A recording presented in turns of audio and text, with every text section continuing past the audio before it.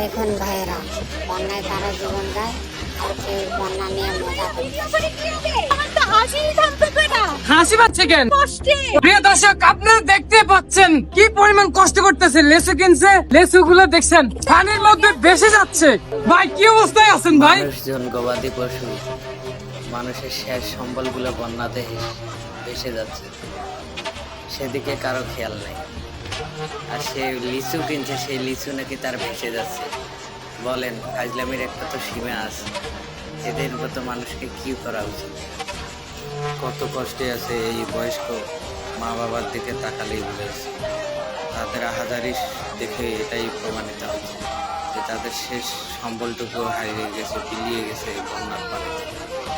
তাই আসুন সবাই আমরা সবার বিপদে পাশে থাকি।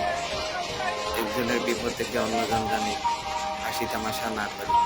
কে জানে, আমরা যার বিপদ থেকে হাসতেছি, আগামীতে সেই বিপদ আমার ঘরেও আসতে পারে। তাই আমরা সচেতন হই এবং বেশি বেশি করে আল্লাহর কাছে ক্ষমা প্রার্থনা করি। আর হ্যাঁ, আমরা যারা এরকম মানুষের বিপদ দেখে হাসি তামাশা করি, সেটা থেকে যেন আমরা বেরিয়ে আসতে পারি। আসলে আমাদের সমাজে এরকম কত শ্রেণীর লোক আছে যে মানুষের বিপদ দেখে হাসি তামাশা করে বিভিন্নভাবে সেটাকে ফুটিয়ে আমাদের হৃদয় থেকে রক্তাক্ত করে দেয়। বিপদ দেখে এদের মতো কেউ জানি আমরা আর হাসাহাসি না করি।